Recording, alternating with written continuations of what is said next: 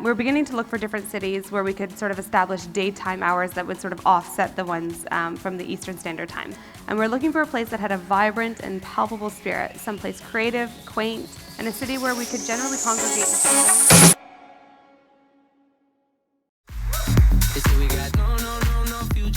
Hi.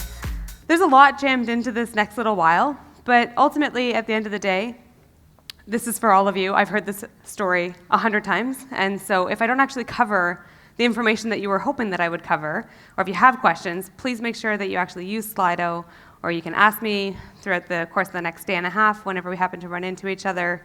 This isn't because I like to hear myself talk, although some might disagree. This is for all of you. So make sure that you get what you were hoping to get out of this by coming and finding me afterwards if it wasn't addressed. So today we're going to take a look at a bit of who Shopify is. I'll just give you a brief intro so that we're all running on the same page.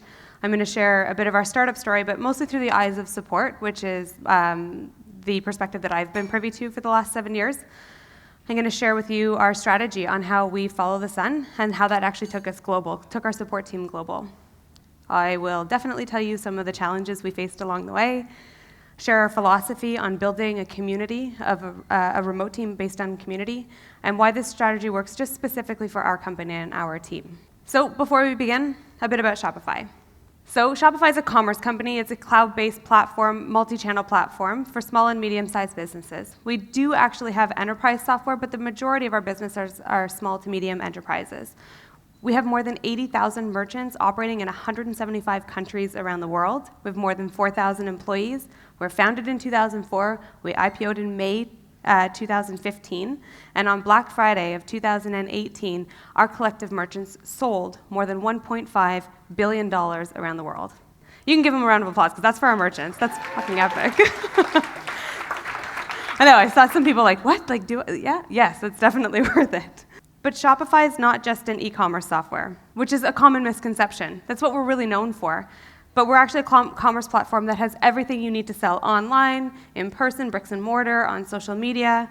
Some of the brands that you might actually recognize include Unilever, Allbirds, Fossil. I'm sure everybody else in here could probably name a few. But the truth is we have hundreds of thousands of merchants with a really, really unique story. Their craft and their journey are really quite exceptionally inspirational. I've had the privilege of meeting so many of our merchants and getting to know their stories. I would love to share those with you all in another time. In fact, actually, some of the speakers, when we had dinner last night, the chocolate that I shared with you is from a newly opened, waiting to launch their store, Shopify merchant. So usually when I go to different places around the world, I try and meet one of our merchants and hear their stories. I have a nice collection of them, but that's not what I'm here about today. Some of the highlights of 2019, so just some of the products that we released over the course of the last 6 months, include the announcement of our fulfillment network. So that's going to be largely based in the US. 3 centers actually beginning to allow our merchants and completing some of their businesses by shipping their products for them from our fulfillment centers.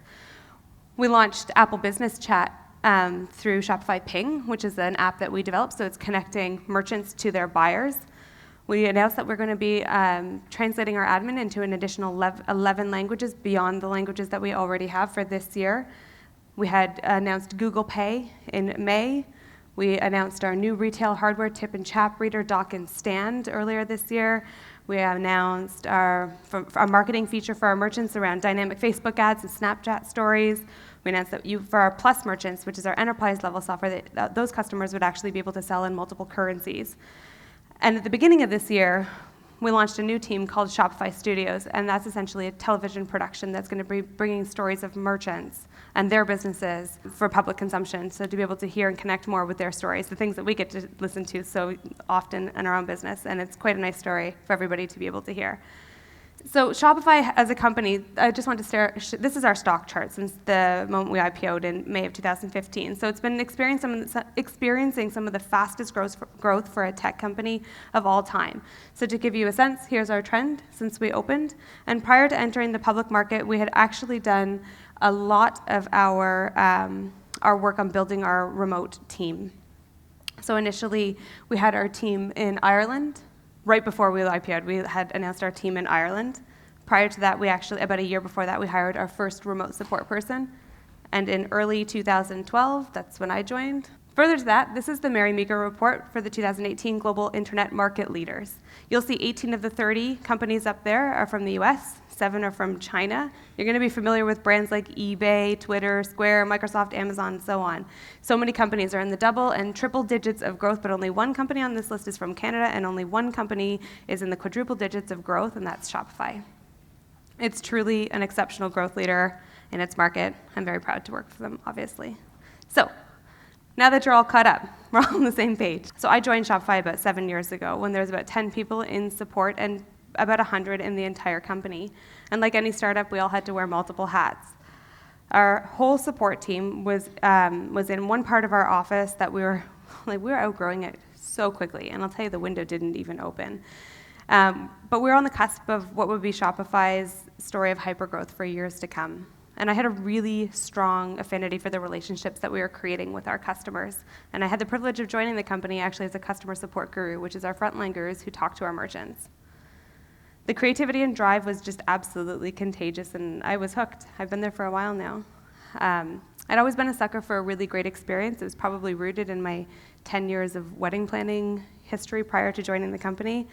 But I could begin to see the opportunity that really laid ahead with the opportunity to really design this exceptional experience that we could create for our customers. So shortly after I joined, we really needed to hire people. And for one small pocket of time, I had worked for a recruiting agency, so a handful of transferable skills that somehow made a reappearance later down the road. I began helping our talent acquisition team of 1 at the time, looking for gurus to join the support team. About 6 months in, we'd hired nearly 30 people, and everything we knew at that particular time was breaking. Our structure, our technology, it was becoming harder and harder to actually find people who wanted to come and work for us. And this wasn't that long ago. This was maybe just over 6 years ago. And for those of you who don't know, Shopify's first, and for a while, the only office that we had was in Ottawa, and that's where I was located, and I still am. But Shopify wasn't a household name, and it made it even more challenging to actually recruit people to come and work for a support team, let alone a company they hadn't really heard of. We needed people, we needed them really fast. So we were working really hard, and we were probably able to keep up, but it definitely wasn't something that was going to be sustainable for us long-term at all.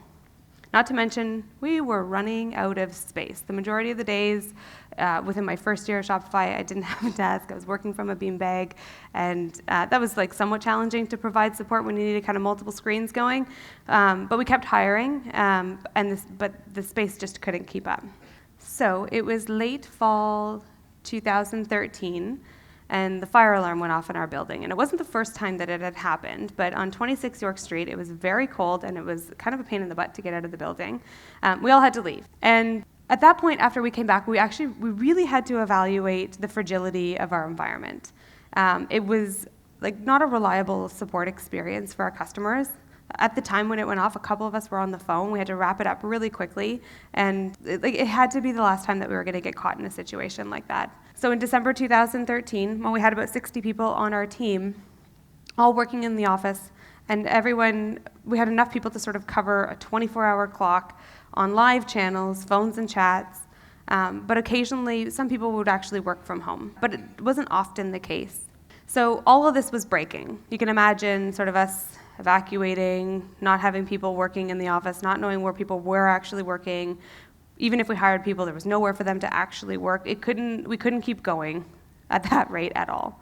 Our overnight team was actually, they were really burning out, feeling extremely isolated, and all the hiring challenges were colliding at a single point in time.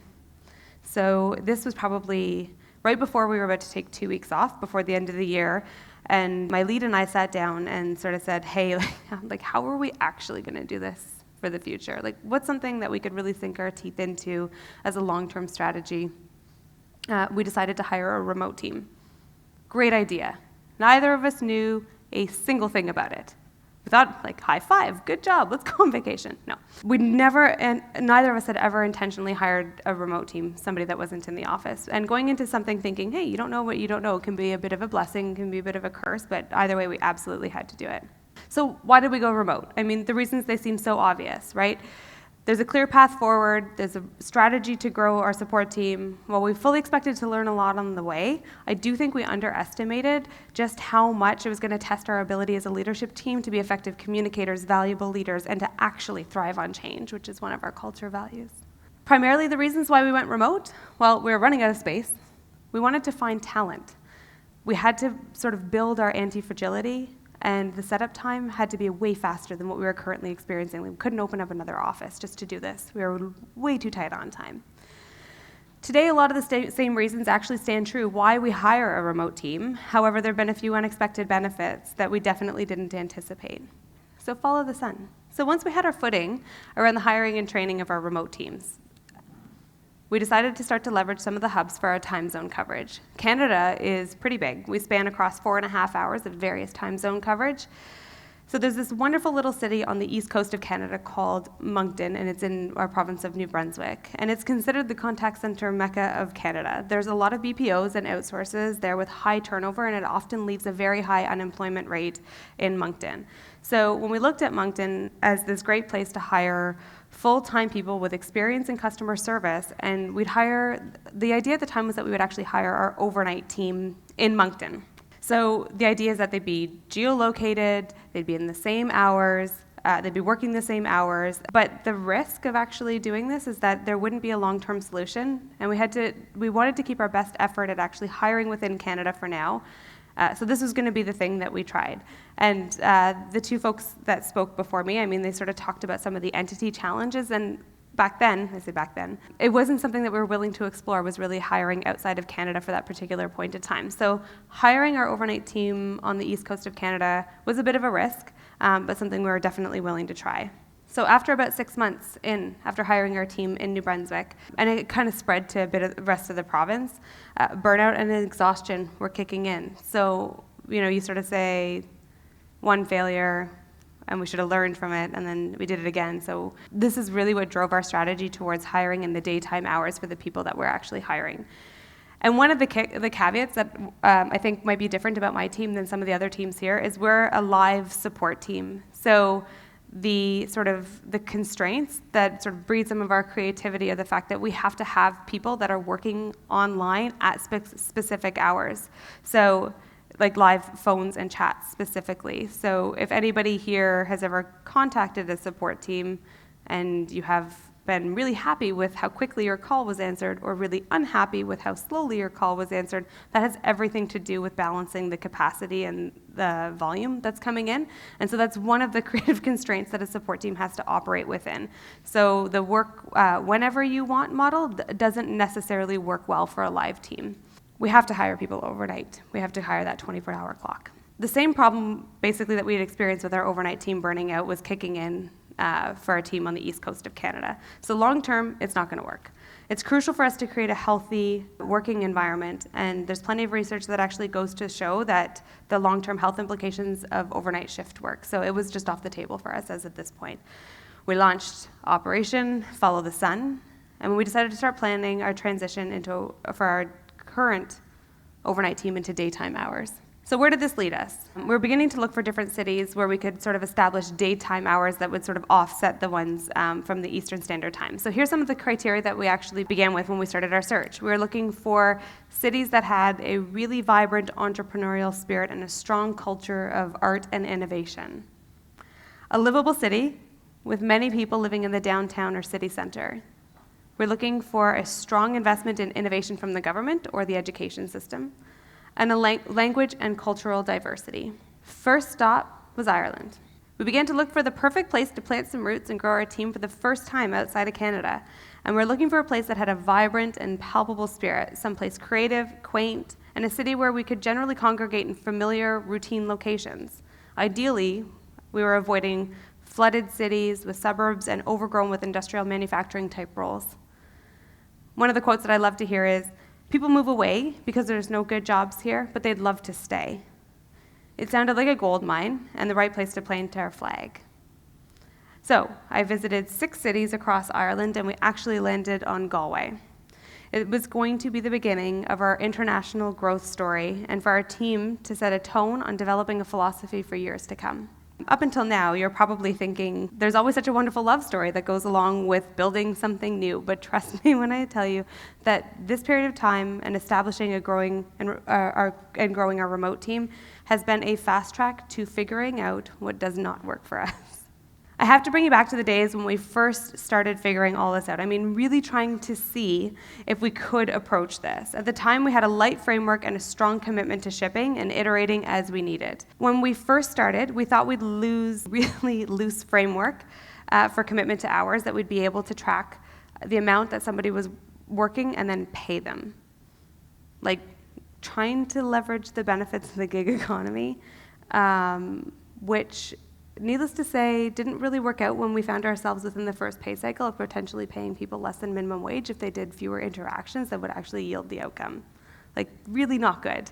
It was good because we actually rectified that before the first pay cycle and turned everybody over onto full-time employees. So the initial teachings, we took a step back and we reevaluated what we were trying to accomplish as a team. And if we wanted full-time commitment to the company, we realized the team actually needed to be full-time employees, not piecework contractors, which we initially thought was just like a really brilliant idea. It was going to make everything so much easier. So we changed gears, and it only took us actually 2 weeks to turn everybody around onto full-time employees, just working the same as everyone else that was actually in the office. So all of these quick, small iterations over the course of time, for the first few months, they finally landed us in a position that we weren't anticipating so quickly. Some of the things we realized very early on was how important the structure of your team was and how engagement of the team hinged by great leadership. And we were committed to a sense of belonging for the team very early on.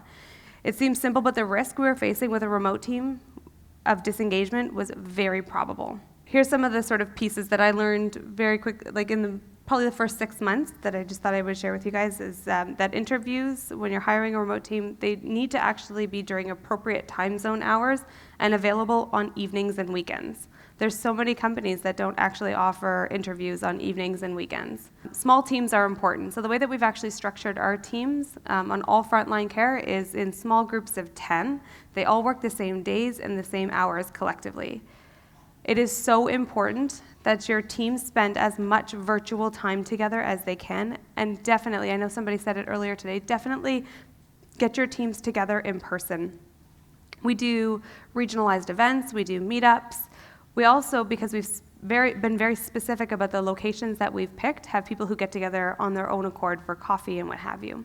Every year we bring together our teams by region, and we do what we call Support Summit.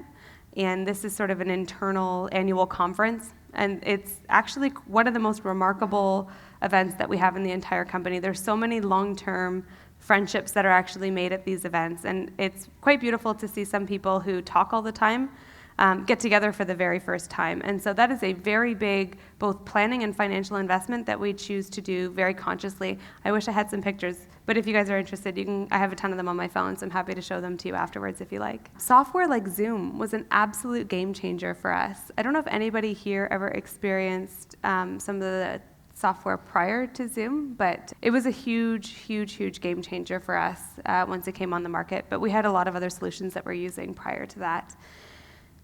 And find a way to ensure or support ergonomic workstations for your employees, especially if they're going to be working long hours. That attention to detail and that care actually goes a really long way. I know these kind of sound like very simple, but they do actually really go a long way. So the urgent priorities that we had at the time actually grew into long-term strategy. To this day, we find ourselves still thinking about the technology roadmap, our communication planning, and our leadership investment as we're working towards a sustainable global team where nearly everyone is working from home. Another learning. The amount of times that I just sat up at night trying to think, like, why is this so difficult? Like, why is it so hard to convince people to come work for us? When we were first hiring in our first remote location, I severely underestimated exactly how difficult this was going to be for people to take us and the role we were hiring for seriously. In Ottawa, it was difficult enough because Shopify was catching on to being a great place to work. But even a 2-hour drive outside of Ottawa, people were thinking, Shoppa who? But at that time, like I said, Shopify wasn't really a household name. You didn't sit around the dinner table talking to your family about your latest purchase on Shopify or the newest gadget. We weren't as well known as Apple or Amazon might have been. I remember having to convince people that the guru role wasn't a trick or a pyramid scheme, that they would in fact receive their MacBook Air keyboard backpack, sweater, whole 9 yards, when they actually accepted their employment offer. Yes, they'd be getting equity in the company, and that I promised them they could ignore their mother's warning that it wasn't a bad idea to work for a company that their mom said would be fake. So this is really interesting to me, this whole concept of remote, and we've talked about this quite a bit. But as you recall, we're still on the sort of section of hiccups, hurdles, and facepalms. So you're probably wondering, what does distributed mean in all of this? How is that something that went wrong? For years, we called our team a remote team. And it made a lot of sense, right? Like, this is the term that makes the most sense. It's the one that's most highly recognized for people for this type of work. But as we grew over time, remote actually began to don this connotation of being really far away, disconnected, isolated. It lost its identity of belonging to something virtual and unifying. And a trailblazing group inside this established startup, is that even a thing anymore when they feel disconnected? It's strange that this would happen, but even if you look up the definition of remote, that's exactly what it says. Secluded, distant in time, distant in relationship. So when we think about consciously designing a place of belonging, the words we choose, the leaders we trust, the cities we build roots in, and the norms we establish are absolutely critical. So think back to a time when you've read an email from someone in your company and felt like they just didn't fit. Or when somebody behaves in a way that defies a social contract of participation within your company. You know when it happens.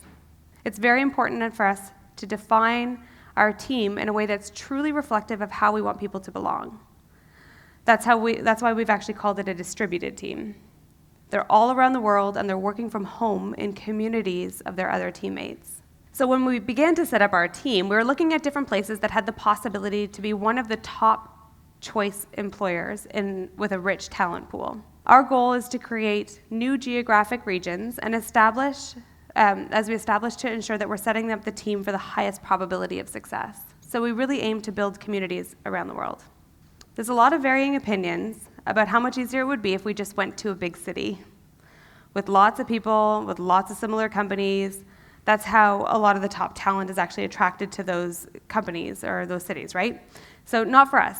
When working from home, there's no central location for everyone to go to daily together. And at the same time, we need to be able to establish a strong brand that will attract people who identify that working from home is actually a good solution for them. But also find a place that we can actually work on building the brand of Shopify. Will be a place well-known and a place where people think it's a great place to work. But if we're to set up in a big city with lots of employer competition, the significance of our culture would actually be really significantly diluted. We want people of the community hubs to know that Shopify is a great place to work and has a reputation within that location for many people. We've definitely strategically grown outside of the larger cities. So this has cemented our employer identity in communities across Canada and Ireland when we use the same approach throughout our ongoing global expansion. So Vancouver and Toronto are amongst the largest cities in Canada on the east and west coast.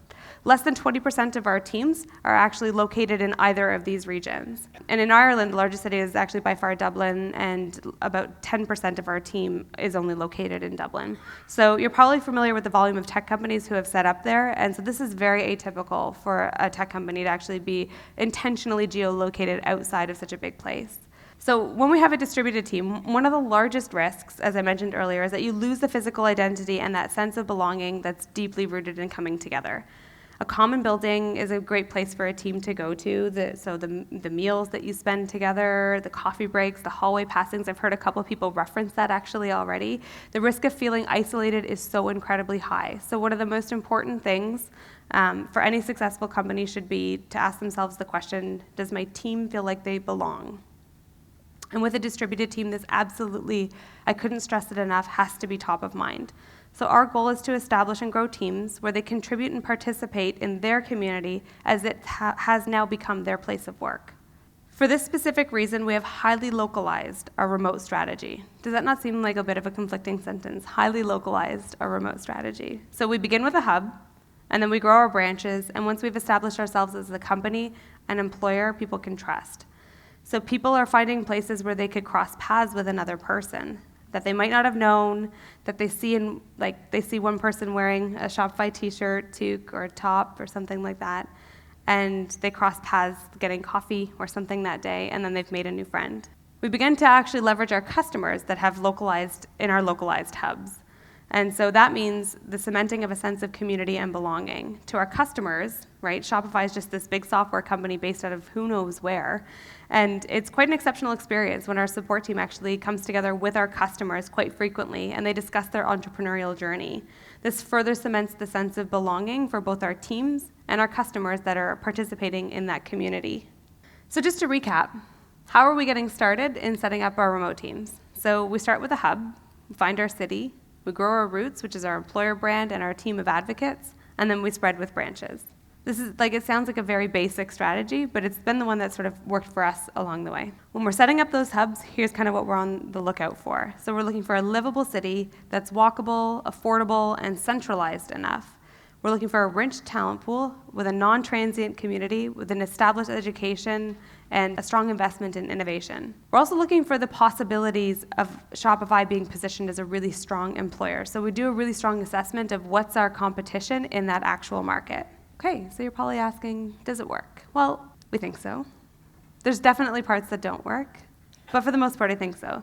So building and growing our remote team is one of the things that I'm actually the most proud of our entire leadership for doing. It was a total game changer for how we actually run our business, and it's been one of the most rewarding experiences getting to know so many people from around the world. As a leader, the times when I have the chance to see these teams come together over the last couple of years actually it just leaves me with a really overwhelming sense of gratitude for people taking that chance on us, and it really feels like it's a journey that we're building together. I mean, if anybody ever has a reason to contact Shopify support, you'll realize the team is pretty exceptional.